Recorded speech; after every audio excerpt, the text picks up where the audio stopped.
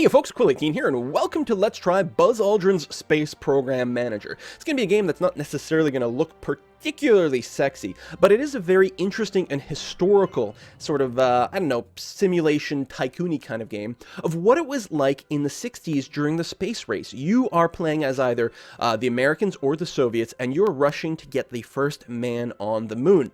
And it does a really good job of simulating budget concerns, training of your manpower, your researchers, your flight controllers, your actual astronauts. It simulates how you have to really build things up in steps. You know, it's about developing the first rocket, then trying to get the rocket to actually fire, then trying to get to the edge of space, and then maybe we can orbit the space with one of these unmanned rockets. Now what happens when we put someone in the rocket, and so on and so on and so forth. You have to complete many, many, many milestones before you can actually land anywhere.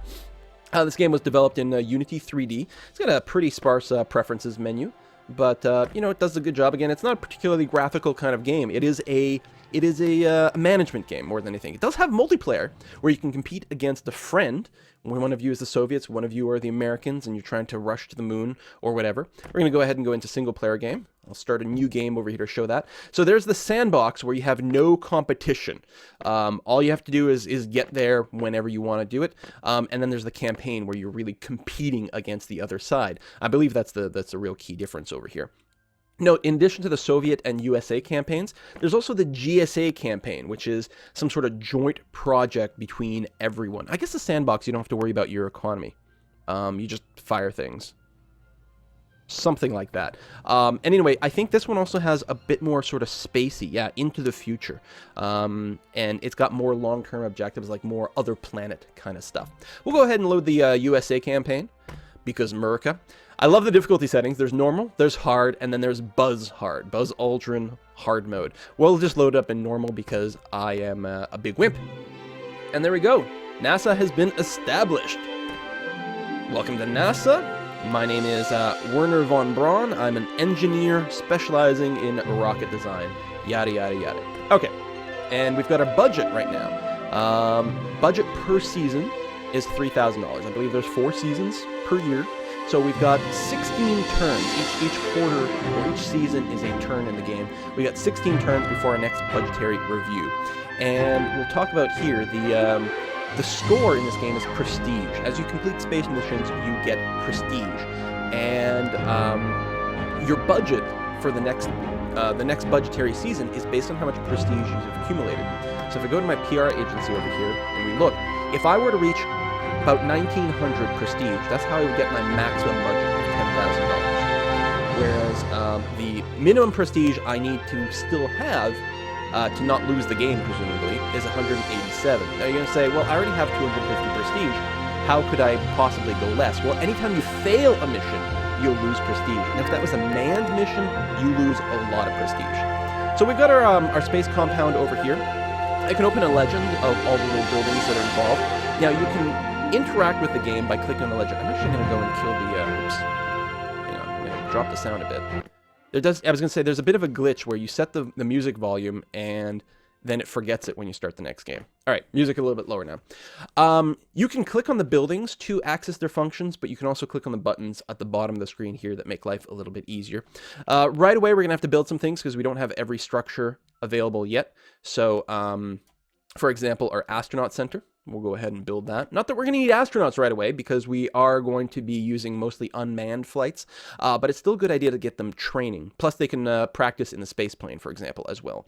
Over here, we need a mission control center, which is important. We need that to be able to launch anything at all. Because this is where mission control goes. This is going to be the level 1 building, which allows a maximum of 5 controllers. I will tell you this, by the time you get to the Mercury missions, which are the first manned missions into space, I think you need 9 plus controllers around, so you'll definitely have to upgrade this, which increases your maintenance. Vehicle assembly building starts off very small and can only create lightweight rockets. We will, of course, need to upgrade that later on as well. I think, so what else we got? We got the SET Center, Scientists, Engineers, and Technicians. Right now, it allows a maximum of 7 employees. I'm actually going to go right ahead and upgrade that bad boy, get some more scientists as soon as possible. We've got our headquarters here. The bigger your headquarters, the more concurrent programs you can run. 3 is going to be more than enough for now. I think we can upgrade the PR or the museum. The museum is where you can go and get all kinds of stats and things about how you have done things. Okay, so that's the initial screen over here.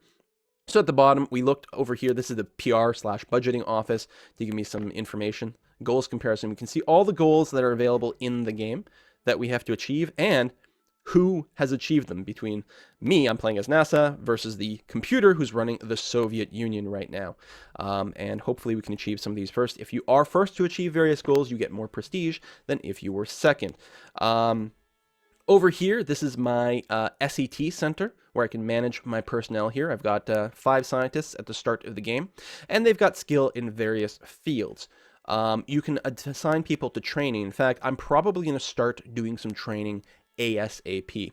The ones that are most important early on are the rocket skills and the space probe skills. You'll also need human-rated rockets later on as well. So it's a different research branch, the rockets that can be used for people as opposed to probes. Presumably there's, I don't know, different G limits or just higher standards or something like that. People have different other stats over here, including, I guess that's payment, and this is probably something about health and intelligence, maybe how quickly they can learn things. It's in the manual, I'm sure, but, you know, why would I read a manual? At the bottom of the screen, I can actually see my SET center can actually hold a total of 7 people, and I only have 5. So I'm going to go ahead and hire a couple other people. Ideally, someone with a high skill maybe in rocketry or space probes.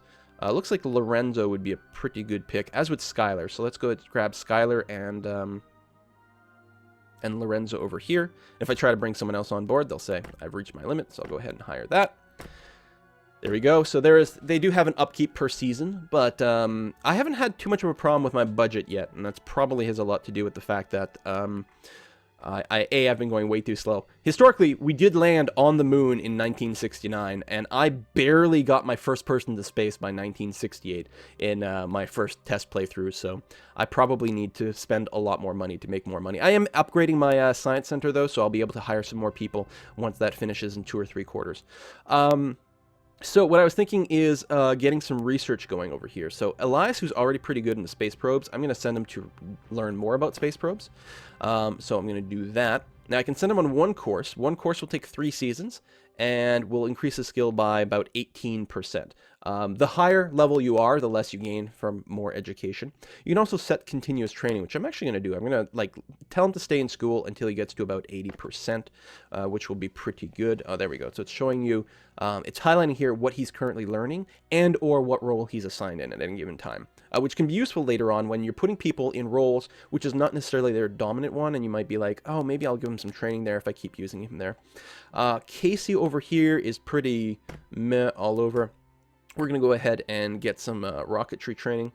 Going all the way up to 80% might be a little overkill this early in the game. We'll just do just over 70%. Garrett, we're going to do a little bit more. We're definitely going to need a lot of people who are skilled in rocket training as the game goes on. You're already training. You're really good at space probes. We're going to keep you focused in space probes. We'll try to get you... actually... Let's do it as a one-shot. Yeah, 16%. That's pretty good. And Joshua. We're going to get everyone training a little bit. I know this is not a particularly exciting part of the game. Maybe I should have loaded a later save. I don't know, but there we go. All right, we got a bunch of people training and getting that going on. I can't access the astronaut center because I don't have one yet. It's being built. I don't have a mission control, so I can't go over there. So the next exciting part is this folder over here, and I can get it that way. I can also get to it by clicking on the headquarters. Ooh, I'm in construction mode. By clicking on the headquarters over here. So this shows the solar system and all the missions that are available. Now, because of the current phase I'm in, the only places that have any missions available right now is Earth. This 12 here, there's 12 possible missions that are allowed around the Earth. But as I complete certain objectives, missions will unlock to go to the moon, to some other planets, the sun, so on and so forth. So I'm going to go ahead and click on the Earth. And I'll get a list of all the missions I can run around the Earth. So you can do Earth orbiting research satellites. So this is your first thing you ever put into space. These are man-made objects that are not manned. You can see by the little X on the person here. And so we can put those into space. Everything else here needs people. And specifically the 2 crew and 3 crew capsules, well, needs 2 or 3 people over here. I'm going to go ahead and start a Earth orbiting research satellite program. So there's 4 of those available: Explorer 1, the Pegasus satellite, the Bio satellite, and the orbiting Frog Autolith. Yeah, it's about putting a frog in space and making sure that, you know, creatures can survive. The Explorer 1 is definitely going to be the easiest thing. It's a very lightweight satellite that we have to put in space, so I'll click on that. And even then, I've got a couple of different versions of the mission that I can take. There's the normal Explorer. Whoops. Sorry, that was the wrong way of doing it. There's a normal Explorer here, which it just takes one turn. It completes sort of, you put it into space, and then it's done. And then the extended mission, where we actually babysit it for, I think, a couple of months. It doesn't tell me here, which is kind of silly. Does the Buzzopedia tell me anything about it? Yeah, the Explorer 1 extended duration mission was never actually flown. We used a modified Explorer satellite with increased battery capacity and solar cells to extend mission duration, allowing for refined cosmic ray observations. So we're going to go ahead and do the easier one, the Explorer 1. It's going to cost me, I don't know. I'm going to call these, I'm going to say this is like 981 million. I don't know what the dollars are supposed to represent, and there'll be a certain maintenance fee. So we'll go ahead and get that kick-started. So now that we've done that, this is the actual mission screen. So I got my advisor here. This is Braun. So, yeah, I need to select a rocket. So we can see that this mission has components. It has two components. One component, if I click here, is the actual sort of capsule itself, the actual payload over here, which is the satellite itself. But it also needs a rocket to fire it into space. So if I click here, it'll give me a shortcut. Oh, I don't have a vehicle assembly building. Never mind. I probably didn't need to start this program at all. Right. I need a vehicle assembly building before I can start building a rocket. So we can't actually progress here. And because all my scientists are currently in class, I can't assign any of them to start working on the tech here. You can see right now, this capsule has a current reliability of 3%. If we were trying to launch with this thing, it would fall apart and explode and be terrible. I guess we really don't have anything to do right now, since I did send all my people to be trained, and we're waiting for things to finish. So we'll probably skip ahead a couple of seasons. Get a bit of a bulletin. So the Soviets have started 2 missions, Sputnik 1 and Vostok. And we get some extra information about our people. Things are being built. People are being trained. We chose to go to the moon. We choose to go to the moon in this decade and do the other things. Not because they are easy, but because they are hard. And that's my best impression ever. Okay. So we got our budget assignment. Excellent. Public affairs office. Yeah. Things are being built. Everyone is still busy. We'll just go ahead and end the current season. Get some more advice. A couple of people have graduated from basic training. So our new hires, when you hire someone, they do have to go through basic training first. Oh, and speaking of hires, I can actually hire... Oh, I can't hire anymore else this year. I've got capacity for it. But I got to wait until the end of the year before I can hire anyone else. I can filter this list by different things. So these people are idle. Rather than send them to training, I think I'm going to have them... Oh, is my assembly... Yes, okay.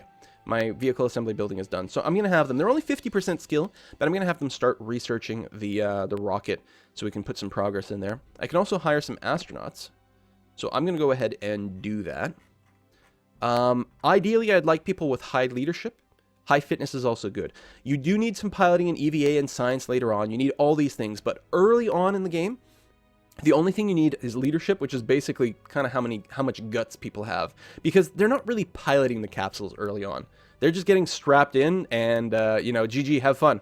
But fitness is also important because they can die on re-entry. Looks like Kenneth over here has some pretty good skills. We've got another healthy person here, Thomas and Matthew. Oh, and Eddie. All right, we're going to start with just four astronauts. Although I suppose historically, and we do have capacity for 7, historically they did have 7 astronauts in the original, like, Mercury, and I think Gemini programs as well. Like 7 people that were getting trained all along. And I suppose I've got the budget for it. Why don't I just go and hire as many, the full 7.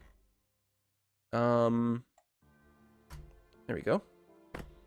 And then do tons of training. Oh, did I only grab 6? Oh, we're capped at 6 for the year here. Okay, so we're going to let them do their basic training, and then when they finish that, wow, 4 seasons of that. Well, I'm happy I got a lot of people then. We'll do that. Flight controllers, let's go ahead and hire some of those. Now, here we're going to need people that have a variety of different skills. And one person is going to be the flight director, and that person needs to have high numbers everywhere. That might be Alan Beatty over here. Elias has very high propulsion. Ultimately, these are all pretty low. They're all going to need to be trained up, so it doesn't matter that much. We've got some other just high numbers over there. A few more high numbers over here, and 5 is my capacity. So they'll do their basic training. They only need 2 seasons of basic training, though. what else do I need to do? Oh, we need to go ahead and manage our program. So our Explorer 1 over here. We can go and select a rocket. Now, a variety of rockets are available that we can build, although everything in red here is because we don't have the high, we need to upgrade our vehicle assembly building. But everything lower than that can do it. Now, some of them are more or less expensive, more or less heavy. What we could do is we can start with the Jupiter C booster, which is tiny and cheap, and is all we need for this mission. If we take a look at our payload, our whole payload is 5 kilograms. So as long as it can carry 5 kilograms, then we're good. And you can see the Jupiter C can go to suborbital with up to 50 kilograms or low Earth orbit with 11. So we might want to research this, or we might want to jump ahead and get a more powerful one that we can use for different stuff. We will potentially want the Juno 2 at some point because it can actually reach the moon with a very small payload for a little bit of a satellite. And then the Thorable booster can actually go to other planets. And then the Atlas can only go into Earth orbit, but it can carry a lot of stuff. So there's all these little things. I think I'm going to go ahead and start with the Jupiter C. I'm hoping that it's easier. So the program's been open. It's got a crap reliability. We're going to go ahead to the mission screen over here and take a look at it. So if we go into the R&D mission components, so now again, I can toggle between the two things and start research. So here we need space probe tech for the actual probe itself, and here we need rocket tech. I guess I could probably split it up. One person won't make much of a research, but we can get started. We'll have one person work on the space probe. So right now it looks like he'll get 12% improvement for the next season. And again, this will, as our reliability goes up, the amount that you improve every season will go down. And they're both very low right now. Now, as you research things, the research here does spill over into other categories. So, while this space probe started at 3%, future space probes won't start that low because we'll get to carry over our knowledge, assuming it's in a related field. All right, I think we've done all our assignments. Let's go ahead and end season. So I'm going to keep this going until we launch our first ship so I can demonstrate that. There we go. Reliability is going up. Excellent. Proceed. Get some more news. People are graduating from things. Excellent. Soviets haven't accomplished anything scary yet. So who's graduated? We got a very high space probe person over here. Excellent. Let's go ahead and assign you. We're going to go to Manage Payloads R&D and assign another space probe scientist over there. There we go. We'll actually improve by 20% here, which is great. And I'm not gonna educate anymore. Can I hire anymore though? No. It's all the same year still, so we're still capped on all the things. Okay. End season. More reliability. Okay, flight controllers are graduating from basic training. So I'm actually going to send them right away into some more advanced training, ASAP. Our highest propulsion person looks to be Elias. So I'm going to assume that they are going to continue to be the propulsion person. So I'm going to do that. I'm going to set continuous training, try to get them to 80%. So the component reliability tells you how likely it is that there'll be a breakdown of something. There'll be some problem that develops during the flight. And the skill of the people represents how good they'll be at fixing the problem while it happens. Because a lot of times it's not a catastrophic failure. It's like, oh, one of the systems is down. And they'd be like, oh, if we, fire this in, it'll reboot that. Or if, we can bypass it this way or whatever. So it's a combination of two. You want high reliability of the spaceship components so they don't fail very often. But you have to expect that there is usually going to be something that fails. Like a really good reliability might be 90%. Okay? But the later space missions might have 10, 15, 20 different steps. So that 10% remaining failure chance means you're almost certainly going to get at least one failure of something along the way. So then you want to make sure that you've got your flight crew that's got, a 70, 80, or even 90% chance at repairing that. Now all of a sudden, you're bringing your total failure chance down to 1 or 2% potentially. That's the sweet spot. Most likely, if you waited that long, the Russians would just beat you at everything. Looks like Levi over here has one of the best trajectory in GNC, although I suspect Levi will probably be our flight director. I think he's probably got the highest total skill of everything. So what I'm going to do for Levi, rather than work on what he's best at, I will give him training in actually whatever he's the worst at, simply because that'll result in the highest number of points gained per training session. And so I'm looking for Levi to have just a high total. So I'm going to send him on a single training course on crew and payload, so he's got that. I will make Dylan maybe my trajectory and GNC person. I'm going to set continuous training, try to get him up to 80%. And then these others, they could be backups for things. Sometimes you need duplicate stuff. I'm going to go, and I suppose I'll make Alan. I'll work on whatever this was, crew and payload, which I don't even know if we need for earlier missions. And that will leave Javier on mission operations. And we'll try to bring him up to 80%. So I'll have some people who are experts in a particular field, and then Levi over here, my potential flight director, I'm going to have him keep improving whatever will give him the biggest boost. He's only 25. Wow, he should hopefully be around for a long time. I can't hire anyone. I'm at my cap. Oh, it's because I didn't hire 6, so technically I could hire more this year, but I am at my cap. I could go and increase the size of my mission controller and that sort of thing. I don't think that's going to be required. We'll go ahead and end season over here. Reliability continues to go up. So hopefully by the time this reaches a nice high reliability, we'll have a good number of trained flight controllers. We don't need to add any astronauts yet. Wow, no news. I've never seen that. Still can't hire anyone? No, I can. Okay, get some more scientists. Again, everyone's got some like pretty similar-ish kind of skills. I'm looking for anyone who's got maybe over a 50 anywhere, but mostly we'll have to train them up in some fashion. All right, there we go. Hire those recruits. I can hire one more astronaut, so I may as well do that. Again, we're looking for high fitness and high leadership at this point more than anything else. Looks like clearance would be decent. And existing astronauts can show up. Or at least Buzz Aldrin has shown up in the list for me. So I hired Buzz. Almost killed him, but barely managed not to. I could open a second program. I can run up to 3 programs if I want to, kind of concurrently. And then actually, one of the things I will want is the space planes program. So the X-15 experimental space plane is just a plane that goes very fast and very high. It needs completely different tech than other things, but it's a decent way to train people. You can see there's 3 possible mission configurations. We'll start with the test flight. But what's interesting about it is after we do this, we could then move on to just altitude records and speed records, which will give additional prestige. And it's not a bad way to train your astronauts and some of your flight crew, for example. And the advantage, these different missions use your exact same components. So once you get your reliability on your space plane pretty high, you can basically burn through all 3 of the missions relatively easily. We don't have a scientist available for this right now. So, I mean, I can pull someone off of their training or something. That would be foolish. I'll just start it. Technically, I think it's costing me maintenance to have it there, but it's not the end of the world. The one we'll want after that is to start working on the 1 crew ballistic capsules, which is the Mercury space program, but it's definitely too early for that, so I won't bother. I may want to increase my R&D place to the max just to get the maximum number of scientists, because I think that's really the key to victory, is to get your science going as high and as fast as possible. Probably wouldn't hurt to get an increased vehicle assembly building relatively quick as well, but it might be a little too early for that. We're not making much in the way of profit right now. I mean, we still have plenty in the bank. What's our reliability? 63-ish and almost 40%. So still got a ways to go. All right, astronauts have completed their basic training. Lovely. Following program has been opened. We upgraded the SET center. Great. Our astronauts over here. We go and filter down to there. So one of them, I think, the new hire is in basic training. Everyone else, I'm going to start off. Well, here's the thing. Don Shelley over here has low built-in fitness and relatively decent leadership.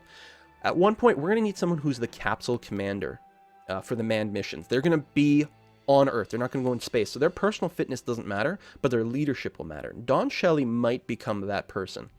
It's a little bit early to tell, but in any case, I'm going to give him leadership training. I'm going to try to pump him like all the way up to 90 and make him a super Capcom guy. Everyone else, I'm going to start by working on their fitness. And I'm going to try to get them to at least 80% in fitness. Because if they're not fit, they could die on takeoff or re-entry. Because it's intense. Space travel is harsh, right? Got to get the best of the best. Got to make sure they have the right stuff? Is that the term from the space program? So yeah, I'm going to have them train their fitness until they get to 80. And then after that, I'm going to work on their leadership. Which is going to be really, really important for the early space missions. Oh, so the vehicle assembly building right now, I think, can have up to 4 different rockets available. So what I could do later on is I can cancel programs, right? Like right now I have a program here. If I stop needing the Jupiter C boosters, I can just cancel them out, free up some space over there, and not have to worry about the maintenance either. But for now, it'll be great. We do have a scientist who's free. Who are you? Do you have anything useful? You have a lot of space probe skill, actually. So let's go ahead and put you on... What kind of... Is this... Oh, that's crewed spacecrafts. Yeah, for the X-15, we're going to need to get someone trained up in crewed spacecrafts. But for now, we'll work on the space probe, which will be fine. Keep working that up. We could drop Skylar out and actually start to give him some training. I know, it'll slow down our research there, but the faster I feel that you get some highly trained scientists, the better everything else will go. And in fact, you can start working on your crewed spacecraft training. We'll go and try to get you up to about, 79 or whatever. Then we can put you on the X-15 project. We'll go ahead and end this season. So again, we're going to try to keep going until we can launch our first go and see how it goes. Okay, flight controllers are graduating. Oh, I think that's Levi, who's going to be my flight director. So let's keep giving him training, and whatever will give me the most points. So we'll give him a bit of propulsion training. That'll be fine. Oh, we're currently losing money. Losing money right now, but you got to spend money to make money. We have a lot of staff going around. All the people who are idle. Okay. You stink. I'm going to get you some training. But the people who are above 50, I'm going to just start using them, because I want to be able to launch before this video ends. So, let's get our space probe working over here. It's not great, but it's a thing. And then our rocket program, we're going to go ahead and drop some people into there. Try to get the reliability up as quickly as we can. We've got one scientist who's idle, and we'll be told that. If we hit end season, it'll be like, hold on, you got a tech who's not doing anything. And that's really stupid. An astronaut or a flight controller who's not doing anything, that's acceptable. But not having a tech do something, that's really dumb.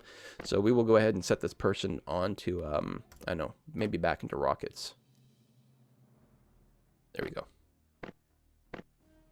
So ideally what you'd have is maybe like 4 super rockets people, 4 human rocket people, 4 capsule people, and so on and so forth. But in practice, I'll probably end up with overlap. So we're at, what are we? Almost 80% on the capsule itself, which is great. We're most behind on the booster. Oh, we got more interest in the space program. A little bit of free prestige, which doesn't hurt. Other than that, nothing this turn. Let's go ahead and skip. We're mostly just waiting for the rocket to finish. A few people have graduated. Oh! They've started working on Sputnik 2. I actually don't know what Sputnik 2 has specifically. But, yeah. Let's go and... Let me drop everyone from the rocket program. And then I'm going to drop everyone from the payloads program as well. Because it's the rocket that needs the most help right now, I'm just going to clear out all my scientists. Everyone's idle except for the ones who are training. And I'm just going to make sure I have the best possible people in the rocket program. 80%, 74%, 73. Those are 3 people who probably just finished schooling. And then we'll put Dominique in there. He's not great. But we will go above 80% reliability with that, which ain't bad. And then we'll keep working on the Explorer here with the best space probe people, which mostly those. We don't have anyone great over there. All right, go space probe. And we'll go ahead and put 2 people in crewed. The last person at 28% is just miserably bad at that. He's got a few skills, Lorenzo. Maybe we'll get him started on the human-rated rockets. We're going to want, like, really high reliability on that, and we're a little bit far before we start working on it, so I'm going to, like, try to push him all the way up to 85% skill, so that we have a really good person to get started on that once we get there. Big long-term investment, but probably worthwhile. We have an astronaut sitting idle. That's our newest hire. So let's go ahead and get him started on his fitness program. We'll try to get him to 80% fitness. End season. All right. We're at 88% reliability on the capsule. We are at, 76.6% on the booster. And the space plane, well, got a pretty big jump, but not quite enough. We got some more propulsion training people, though. We might be able to get a slightly better... Oh, I think that might have been the mission control. Let's take a look at the rocket. Do we have, Better person. Yeah, it doesn't sort right when you do it that way. No, he's still the only one available there. Oh, I see. I was thinking that this was the current reliability, but no, this is the current one. That's projected. So next turn will be above 80%. Which means we could schedule a launch now, because you will get your upgrade before the launch finishes. You know what? It's risky, and maybe it's a bad idea, but we're at the 30-minute point in the video, so I think it's time to launch. So, let's go to our Explorer 1, and we're going to schedule a mission. We can always talk to Von Braun here. Yeah, he says he believes it's safe to launch the mission. The combined reliability of the components is 82%, or it will be. I'll get warned here that it's technically below 80%, but it should be above 80% when we actually go. So, yes, we will schedule it, and we will assemble it now. So we need to set up some specialists here. This is our flight crew. So the flight director is ideally the person with the best overall total of skills. You can see Levi is at the top of the list here, followed by Alan. The booster is someone with propulsion, and the spacecraft system is, well, Levi is technically the best. So I'd be tempted to be like, oh, I'll put Levi in here. But of course, we'd much rather have Levi be our mission controller. It sucks that we don't have anyone with really good spacecraft systems. Now, you can auto-assign the candidates. If you do this, it will start by putting down the flight director, and then I think it goes clockwise from there. So actually, we'll end up pretty much correct. So our spacecraft system is the lowest. If we do get a glitch in the spacecraft system, I think we'll only have a 50-50 chance at best to solve it. In fact, it might be a lot lower than that. I think it's actually combined. It's the flight director multiplied by this, so we'll actually have a pretty low repair chance. But, you know, what could possibly go wrong? Confirm assignments. Okay. We could scrub the mission if we've changed our mind, but we're not going to do that. I'll go ahead and skip to the next turn or the next season. So we do get our tick and reliability. So now 91% reliability on the payload and 81.9 on the rocket. It's not necessarily ideal, but there we go. Right now, our total component reliability is 86%, which I guess means there's a 14% chance something will go wrong in each phase. And there's a few phases. If we succeed, we get 1,650 prestige, which is a lot. If we fail, we lose 200. Later on, if this was a manned mission, it's likely that if we failed, we'd lose like 2,000 prestige. It would be brutal. Even though failure doesn't always mean the destruction of the machine and doesn't always kill your astronaut. A lot of failures happen during the pre-launch phase, where they discover a problem and then they can't fix it, so they scrub the mission. Let's go ahead and launch. I can just skip straight to the outcome, but we'll go ahead and monitor it because it's very exciting. And so we have 6 phases. There's it doesn't actually tell us the name of the phases here, which is kind of unfortunate. But there's going to be sort of the liftoff. Well, there's the pre-phase, I don't know, the prep phase, the liftoff, the ascent, and then some, suborbital injection or something like that. And I think we're going to try to loop around once and then just burn up. We're not going to recover this thing. We're going to try to get into orbit. Launch prep stage. Currently on. Systems are nominal. Okay, stage 2, countdown. Everything is still good. T-minus 10, 9, 8, 7, 6, 5, 4, 3, 2, countdown is successful. 1. Launch into ascent. Launch is a success. All right. If anything was going to go wrong with the rocket, it would have been at this point. It looks like, yeah, we're past that. Excellent. Now, deploy the satellite. Go into suborbital injection or orbital injection. I don't know what they'll call the next phase. I guess orbital injection. Satellite deployed 6. Holy crap, I think we're going to succeed. Earth orbit.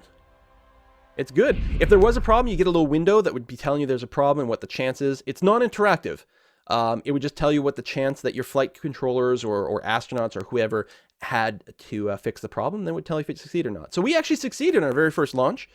We got our badge for Earth orbiting satellite. We got the Explorer satellite badge, and we studied the Earth's magnetic field. Look at that. So we got a bunch of prestige. Our Jupiter C booster, we actually got an 8% reliability upgrade by succeeding it. If you fail a mission, you actually lose reliability because you discover that, there's a bunch of glitches and things like that. So it's back to the drawing board. But we had a successful go, so our reliability boosted up a lot. We're at almost 90% for the booster and 93.3% on the Explorer 1. Now, that becomes really important later with like the Mercury missions where the same capsule gets reused multiple times for up to 6 or 7 different missions. So by the last ones, your reliability is super high.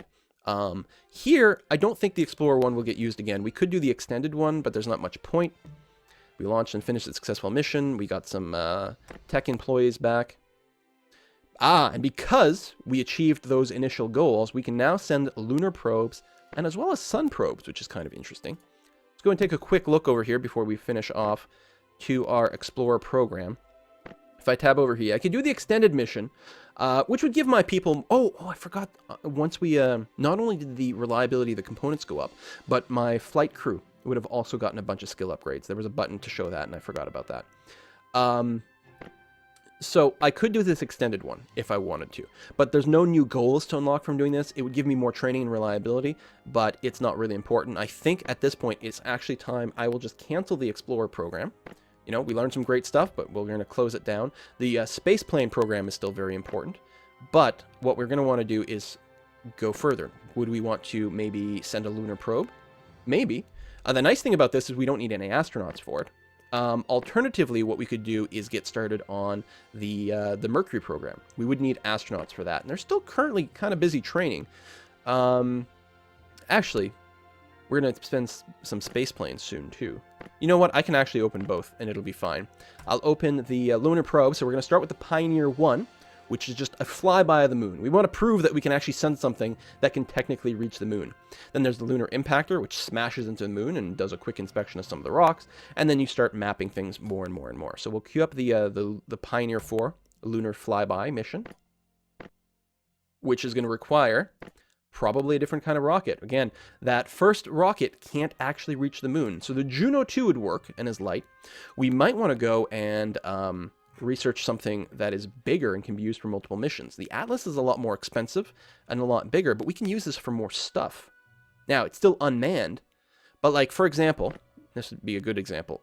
If I try to open, it'll cost me money. And you might be able to find this in the Atlas or something like that. Can I find out the weight of the thing from over here? From the Buzzopedia?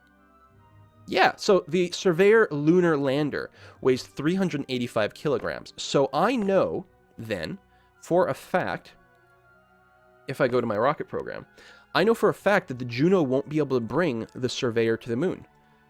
The Thor won't be able to bring it to the moon. The Redstone definitely can't, because it's a different kind of thing. The Atlas booster can't reach the moon. The Atlas Agena can... but I don't actually think, it was 380 something, right? So this one can't as well. So we're actually going to have to go all the way up to an Atlas Centaur booster before we can launch our lunar surveyor. So I think it's fine that our Pioneer just uses a cheap little Juno 2. Probably be easier to develop and certainly cheaper to fire. Meanwhile, we'll have to start upgrading our vehicle assembly building so that we can create more and more powerful rockets. Meanwhile, let's go ahead and assign some highly skilled people to start working on these capsules. I'll just stick with the 73. I'll leave Dominic out. Maybe they'll be sent for some training here as well. We've got some nice highly skilled people that we can start on the rocket. And then the 3 people who are currently unassigned, I'll probably send them for some more advanced training. Clearly, I do need another rocket person. And Dominic's got a pretty good rocket skill, so we'll try to get him into the 70s there. And space probe, Santiago's got a 58, so we'll go ahead and try to get him into the 70s as well. And then Ezekiel's got sort of averagey skills everywhere. We might get him to start improving his I don't know, manned spacecraft or whatever it was called, sort of skill for the future there. Oh, and I only opened one program. That's right. So the other program I could open, if I click on the Earth, would be, not the space planes, would be the One Crew Ballistic Capsule, which is Project Mercury. And you see, Project Mercury has a lot of different steps. It's one device, but with a lot of different things that we can do to level up our skill, which is exactly how the space program worked. So, uncrewed suborbital flight. Chuck something, technically reach space, have it fall back down. Then, suborbital flight, this is with a person. Put a person in it, throw it into space, have it come right back down. Then, try to get it to orbit the Earth. Then, have it orbit the Earth longer. Joint launch is having 2 of these capsules go at the same time. I don't think they connected or anything like that. This is just the Mercury. Yeah, launch techniques required for Rendezvous. Because I was going to say, the Gemini, the thing with that mission is, I believe there's 2 people in capsule instead of just 1. Plus, the Gemini one, they launched 2 and actually had them dock in space. Which is required for the Apollo moon missions, because when they leave the moon, they redock with the, I don't know, some sort of lunar orbiter, I don't remember the name of it, in space, which has the stuff that's required to send them back home, for example. So anyway, certainly our first mission would be the uncrewed one. And then we can also cycle around in here, and you can actually see that there's different requirements. There you get different badges from doing different things. So we could start working on the uncrewed suborbital flight test.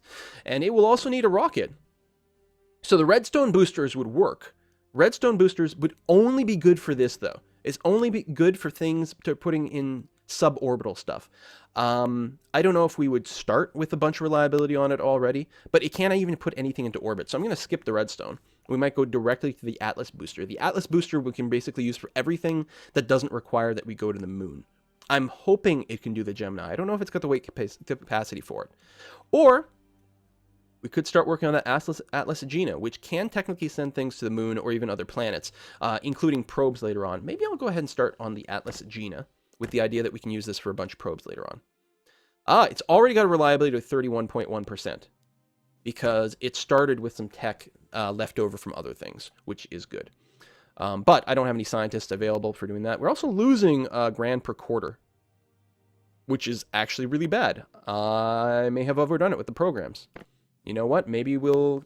I already spent the money to open it, which kind of sucks, but we're going to close down Project Mercury right away. And we are going to close down the Atlas Agena booster program right away. I forgot I don't have any money. I actually don't need the Jupiter C boosters anymore. I could cancel it and save a little bit of extra maintenance, which might be worth doing. Because I really don't think I need them anymore. Boop. There we go. Anyway, I'm going to wrap this video up. I hope you like this look at the game. I actually think it's very compelling. I'm not sure that the pricing on it is right, but I will say that there's nothing else like this out there. It is a very unique game. It is very compelling. As you continue to play, and you get your news alerts about how the Soviets have, put a man in space, a man in orbit. Oh, they've done a spacewalk. Oh, they're sending probes to the moon and this and this. And meanwhile, you're just, still working to get off the ground in the first place.